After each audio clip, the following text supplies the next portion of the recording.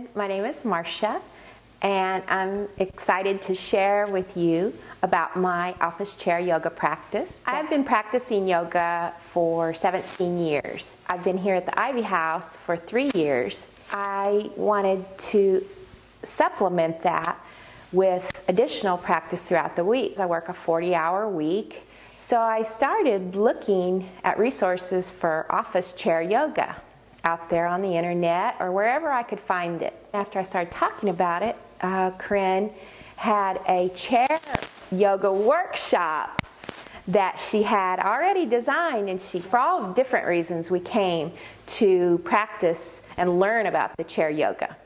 But for me, it was to incorporate it into my daily practice. Started out maybe 1 day a week, sneaking in an office yoga practice during the day. And now I practice it every day. And I can tell if I don't do it. It's something I look forward to. I'm always feel better when I do it. And then I'll sneak another one in the afternoon, especially if I'm feeling lethargic or achy, and get that blood going and the prana going and breathing. And I can work another couple hours in the afternoon at a better rate than I was. And that means a lot to me. You know, I want to work well, I want to work with integrity, and adding this to my day gives me a better work day, a work flow. So when I do my practice at work, maybe a good time for me would be about 10:30 in the morning. And you know, sometimes I'm looking forward to it, and I'm ready. I physically take a break.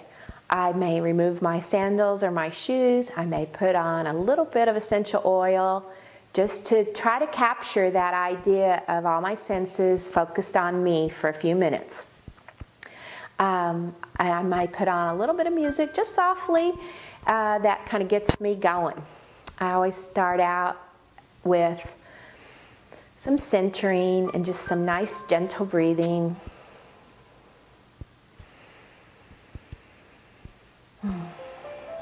And then when I feel ready after doing several rounds of that, I start out usually with my neck.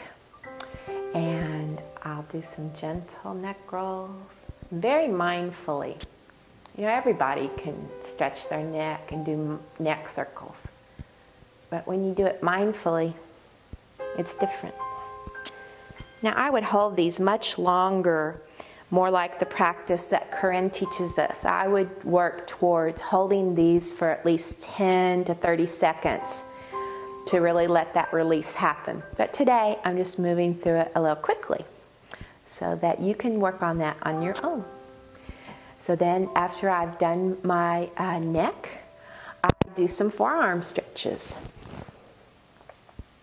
And I like to look and see how long I can make my arm, how straight. And that always feels good when you are working at your computer and working at your desk. This is one of my favorites. And I may do a series of these 5 times each. Once again, I look at that vein and that blood flowing through that arm. And I just feel that wrist, hand action, loosening up, feeling better. All right, then after that, I do one of our favorite poses that we do at the Ivy House. So I'm going to show the blade.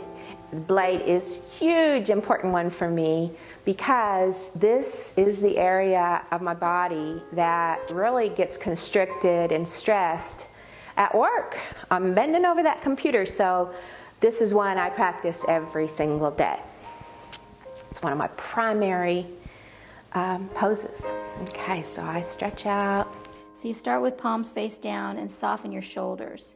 Good. See how you saw Marcia's shoulders drop. And then you rotate your arms upwards so your palms are facing up, and then you make a light fist, keeping your thumbs facing the back of the room. That's key here. All right, and I am deeply breathing during this one. And I let my elbows in and my shoulder blades slide down gently. So you're basically inhaling and then exhaling, bending the elbows just a little bit each time and gliding those shoulder blades, as Marcia said, together. So it's like you're sliding and gliding. There's no forcing. Even though the visual maybe of what's happening in your shoulder blades is almost like your shoulder blades are drawing together, you want to think glide and slide so that it's easy, gentle, and slow, and spacious with all the breath you're doing. Keeping your thumbs facing the back wall.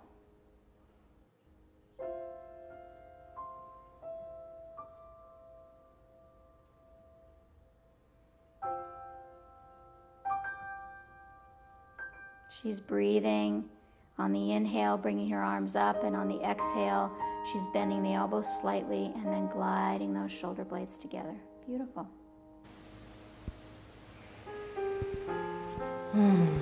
Feels great. Okay, so lubricate my shoulders. Oh, here we go. Ah. This one is such a winner for me at work. Really gets the places that get affected in a negative way. And this one just really helps me. All right, now I feel warmed up and ready to get into a little bit deeper poses. And let me remind you again, I would be holding each one of those a little bit longer and working your way up. And find the ones that really work for you and hold those up to 30 seconds. I do. So next I'm going to do a twist. So I'm sitting up nice and straight and I'm breathing in. And I just gently twist, slowly.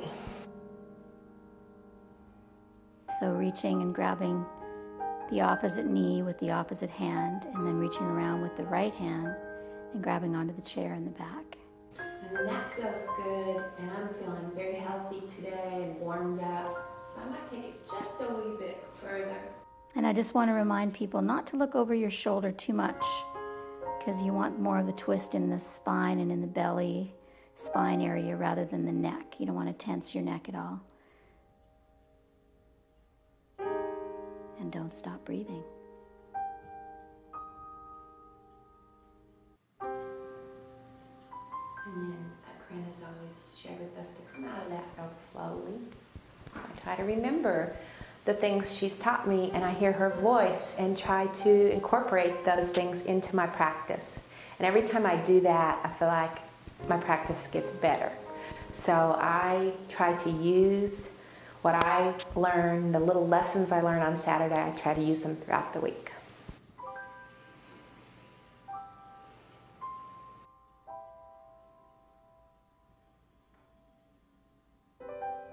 So notice how Marcia went into it so slowly. She took a breath first, went a little way with the opposite hand, so this being her right hand now on her left knee, and then she went a little further in the next time, and then she gently reached around with her left hand and grabbed the back of her chair, and now she's breathing. Notice her chin is not popping up or down, so you want your head coming directly out of your spine rather than your head being too far up or too far down. And she's just breathing deeply here.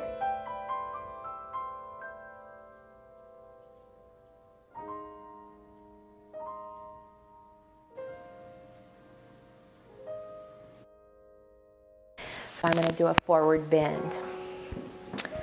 So I widen up a little bit and just slowly. So here you just want to make sure your feet are not too far out. You don't want duck feet here. You want your feet sort of parallel. And Marcia looks really good here. And try to keep those big toes on the floor. She's letting her knees widen, but her big toes are staying on the floor. And this helps to get deep into the spine and all the way down actually to the tailbone, which is almost like your root system in your body. And you're breathing deeply. If at any time you feel you can't breathe very well here, you just come back up to where she first started with her elbows on her knees. You can breathe into your low back here.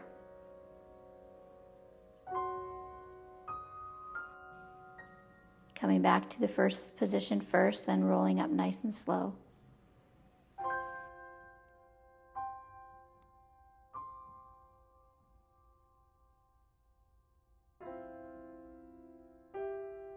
I also might use the desk to balance a little bit to get into the position. Great. So what Marcia's doing here, she's making sure she's twisting to the left. She's in, if you're mirroring her, it's to the right. So she's twisting to the left. She's got her left thigh, her left hamstring, her left femur bone is resting on that chair. And then see how her heel's coming up? Because can you bring your heel down to the ground in the front? Yeah. So you want your heel down on the ground. And if it doesn't reach the ground, you can put a pillow or a book underneath your foot if your chair is too tall for you. And then her back leg is straight back. Right now her knee is resting, but what she's going to do is gently lift her knee up off the floor a little bit and press her heel towards the back wall. Now the key here is to keep your spine straight. So I want you, you're correct now, Marcia. I want you to bend forward. This is what most people do, is they bend forward. Now sit up all the way straight. And now if you're pressing your heel just a little bit and sitting up straight, you feel that in your right hip flexor? Yeah. So that's the key, is sitting up straight, kind of tilting your hips forward, not too much, making sure your sphincter's not clenched, and breathing. And her left hand is definitely resting on the chair. And her left femur bone is all on the chair. That's the key, is you want to get as much as your hamstring on that chair as possible. And you're not pressing too hard with the back heel, just a very little bit, because it's really the sitting up, right, that really lengthens it. This just so engages your core muscles. And just for fun, sometimes I give a nice little stretch this way. So that's like a seated warrior. Beautiful. And it just feels expansion in my breath. So breathe and reach upward with your right arm, but soften the shoulders and press the heel back. Very gentle, no forcing here. Beautiful, very nice, I like that. Ooh. And that come out. Well, let's pause for a moment in the center first and notice. So do you notice any changes now? I feel muscles in my trunk that are engaged, that haven't been engaged all morning at work. Yeah. And so I go, but it was gentle, you know. I think if you're not careful, this is one you could overdo. So you just want to do it very gently and feel it. You know, you feel your back come alive. Notice when Marcia gets into it, she twists around and she backs up in the chair so that her knee crease comes almost all the way to that side of the chair, so that her right hamstring is completely on the chair. And then drop that right heel so your foot is flat on the floor. And right now her left knee can reach the floor. And then she's just going to tuck her toes under in the back and just press the heel back gently. Just really gentle if you can. Just press the heel back and then sit up straight. Make sure your right bum cheek is all the way on the chair. That's the key here. You don't want to be falling off the chair. You want to be sitting all the way up on that chair. And then she's adding the warrior position. Beautiful. If you don't want to do that, if this is enough already, if you want to add that, just make sure your shoulder stays soft. You want strength and softness at the same time. And if you can't lift the knee up off the floor, that's fine too. You just pressing your heel back will get that hip flexor going.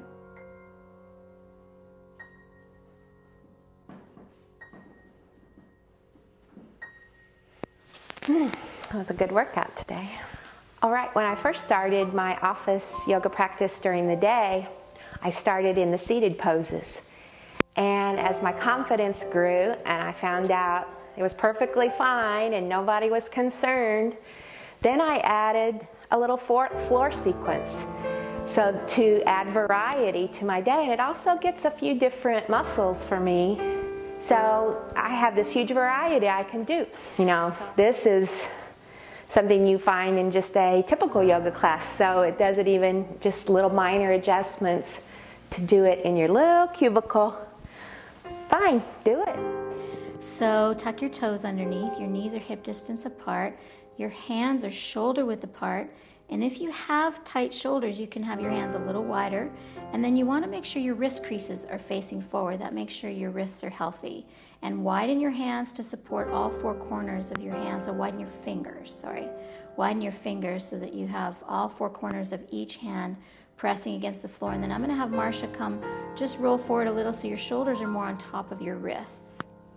Yeah, just a little bit. So you're just in a nice short square position. Great. And then starting off in neutral, then you can slowly keeping your head up and moving your tailbone first. You're going to start to roll from your low back into Slouchy Cow, but start at your tailbone. Start to arch your low back the other way. So the other way, we're going to start, but slower, Marcia.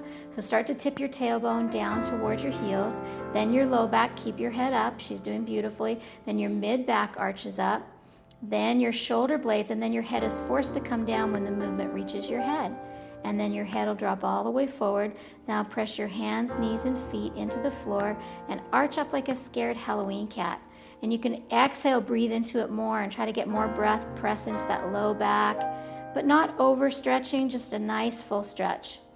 And then we're going to begin to move. Remember, the head moves last and the tailbone moves first. So keep your head down and start to tip your bottom up towards your sky. And actually, it's starting to tip your pelvis, tip your hips. Beautiful. And then your belly will soften, and then your mid-back will soften, and then the movement reaches your shoulders. Keep those toes tucked up. Movement reaches your shoulders, and then once the movement reaches your shoulders, then your head is forced to come up. It looks beautiful, Marcia. So you're slowly going into slouchy. So slouch the back a little bit more, the shoulders, then the head is forced to come up, and the head rolls all the way up. And now you're in a slouchy cow in the field. Soften those belly muscles, but don't tip the bum up too much, because that can hyperextend the low back. So just nice and gentle. And here you can try a few lizard lifts. You remember how to do the lizard lifts? Yeah, you just press up and down, good, and you're lubricating your shoulder joints. And we'll do this one more time. So stop in the down position of the lizard, head is up, okay, and then head moves last, tailbone moves first, so press your tailbone down towards your heels, tuck your belly button back, keep that head up, and then your low back, press, good, then your mid back arches up, then your shoulders, then your head is forced to come down. So it's just different than the traditional cat and cow. It's a little bit more one vertebra at a time, trying to isolate the vertebra to release the spine. And then last time with the slouchy cow, so head stays down, tip your tail up towards the sky, so you start to rotate your hips the other way, keep your head down, soften your muscles of your belly, follow your vertebra like it's a slinky. Like it's a slinky, then the mid-back softens, then the shoulders, and then her head is wanting to come up now because the movement's reached her shoulders. Beautiful. After I would do this a few times, and I'm feeling good, and I'm moving towards finishing up my practice, I'm still mindful of a balance of my four corners. And so I enjoy coming up into a down dog, just to feel those hips and also to get me upright. So I come into a down dog. Beautiful down dog. And so to get your low back open, see how Marcia's low back is just arched a little. It's a beautiful down dog. But you want to bend your knees slightly and tip your bottom up towards the sky. Bend your knees a little more. Bend, bend, bend, bend, bend. And then tip your bum up towards the sky. Keep bending those knees. Keep bending those knees. Tip the bum up, up, up, up. There, you see how it's starting to lengthen her back now? Now press through your hands and rotate your underarms towards your ears. Beautiful. And then to finish up, I may come into a gentle malasana. It just feels so good to hang out here and breathe and think about my good stretch and my good feeling in my body. So the squat is so good for so many things. It creates more space in the perineum. And a lot of people, their hamstrings are tight and their calves are tight, so they have to have like a book underneath their heels or be on their tippy toes here. But Marcia has got nice open calves. She's been doing yoga a long time. And your feet are as wide as you want them to be. As wide as what's comfortable. I hold this as long as I want. And then when I'm finished, with good breathing, I just come up. Thank you. And I say namaste. Another thing I do to end my practice and to just feel complete is at this point, I would most likely go outside for a breath of fresh air. If I can, take a very short little walk and breathe in some fresh air and fix myself a nice cool drink and head back to my desk for the rest of the afternoon or the rest of the morning. And I feel more productive, more connected. Definitely, I feel the need for this in the mid-afternoon. I'm going to say smack at 3 o'clock my body's going, come on, Marcia. And I will move my desk chair aside. I'll lay down on the floor and put my legs up the wall and just breathe through that. I feel that blood coming. I feel that oxygen coming. And then when I get up from that, I feel rejuvenated to make it through the rest of the afternoon for a hard day's work. So that's a fun one to add to your routine. So that's like your afternoon coffee. It is. Your yoga break. It is. Instead of a coffee break. It is. And once again, if I need it, I may get another little breath of fresh air, another cool, refreshing drink, and then I'm ready to pump through 2 or 3 more hours of that hard work.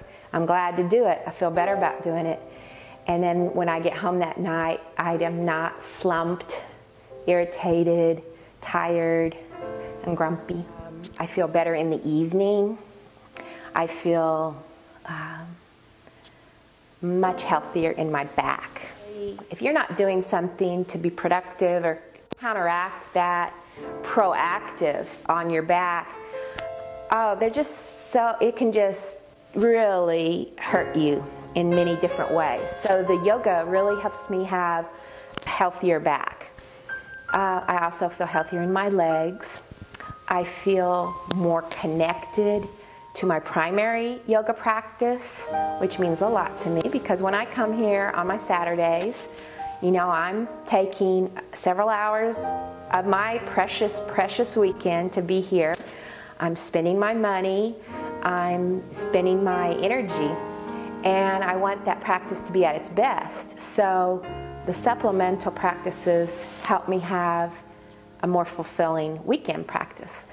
You know, I'm just not going to get up at 5:30 and do my yoga. Boy, this middle of the day thing is right on the money for me, and so I enjoy it, therefore I do it. People ask me sometimes, are you really comfortable doing that in your office? And I go, yes, I'm comfortable doing that in my office. I work for a hospital, and they want me to be healthy and well, and they're always encouraging us in a variety of ways to work on our wellness. I also really feel when I'm practicing my yoga throughout the week and on the weekend, and I've got my full schedule working for me, I feel that I have good integrity in my practice, and so that I'm more willing to share it with other people because I'm really doing it. I'm not just talking the talk, but I'm walking the walk. And I feel much more comfortable coaching someone else or just having a discussion with someone who's interested in it. And it just feels so much more valuable and real, and that's the real Marcia, not just something that you might read in a magazine or on the internet or a picture that you might see on Instagram. This is my real life, and the words come from me that are truthful. So it means a lot to me to back up what I might say to somebody else with a real practice in my life. I also feel the combined practice of my yoga and deep prayerful meditation helps me be more available to anyone that comes across my path that may need me. And that would be maybe my children, or my grandchildren, or my neighbors, or my friends, or maybe just somebody that comes across my path.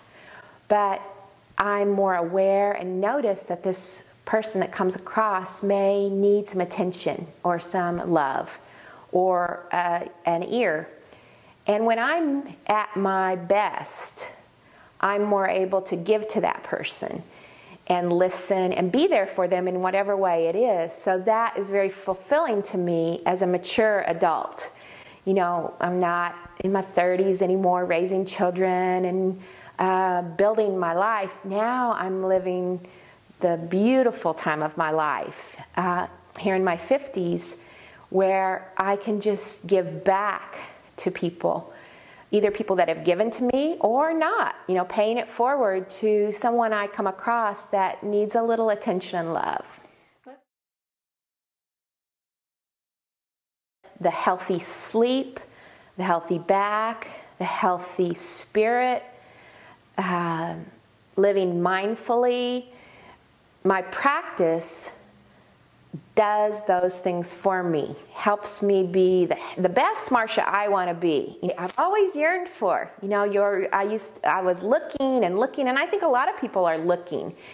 And this is what works for me, to really lift up Marcia to her full, pumping on all 6 cylinders.